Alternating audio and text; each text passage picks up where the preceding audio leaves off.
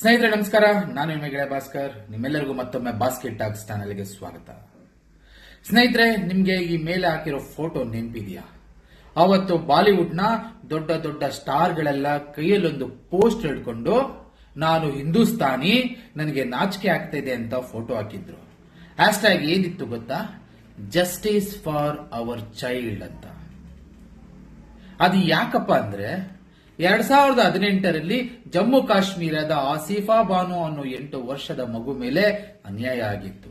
ಆದ್ರೆ ಇವತ್ತು ಮಹಾರಾಷ್ಟ್ರದ ಅಮರಾವತಿಯಲ್ಲಿ ಏನಾಗಿದೆ ಅಂತ ಎಲ್ಲರಿಗೂ ಗೊತ್ತಾಗಿದೆ.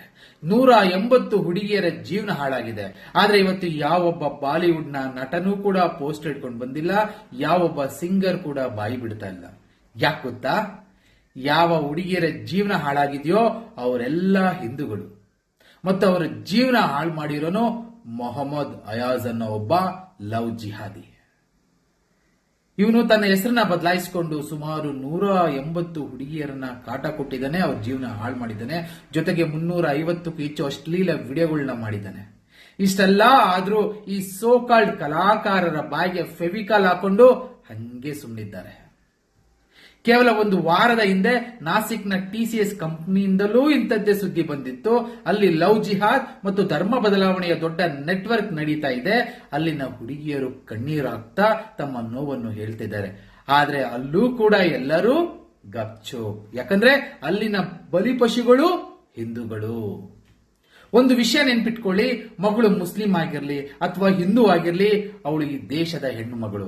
ಅವಳ ಮೇಲೆ ದೌರ್ಜನ್ಯ ಎಸಗುವವನಿಗೆ ಗಲ್ಲು ಶಿಕ್ಷೆಗಿಂತ ಕಡಿಮೆ ಏನೂ ಇರಬಾರದು. ಆದ್ರೆ ನಮ್ಮ ದೇಶದ ಈ ಸೆಕ್ಯುಲರ್ ಜನ ಮೊದಲು ಹುಡುಗಿಯ ಧರ್ಮ ನೋಡ್ತಾರೆ, ಆಮೇಲೆ ಅನ್ಯಾಯ ಮಾಡಿರೋನ ಜಾತಿ ನೋಡ್ತಾರೆ. ನೋಡಿ ಸ್ನೇಹಿತರೆ, ಈ ಬಾಲಿವುಡ್ ಮಂದಿಗೆ ಸಾವಿರಾರು ಕಿಲೋಮೀಟರ್ ದೂರ ಇರೋ ಗಾಜಾ ಕಾಣಿಸುತ್ತೆ, ಆದ್ರೆ ಪಕ್ಕದಲ್ಲೇ ಇರೋ ಅಮರಾವತಿ ಕಾಣಿಸಲ್ಲ. ಯಾರಾದ್ರೂ ನಿಮ್ ಮುಂದೆ ಲವ್ ಜಿಹಾದ್ ಅನ್ನೋದು ಇಲ್ಲ, ಅದೆಲ್ಲ ಸುಳ್ಳು ಅಂತ ಹೇಳಿದ್ರೆ ಅವ್ರಿಗೆ ಈ ವಿಡಿಯೋ ತೋರಿಸಿ ಅವ್ರಿಗೆ ಅರ್ಥ ಆಗುತ್ತೆ. ಜೈ ಹಿಂದ್.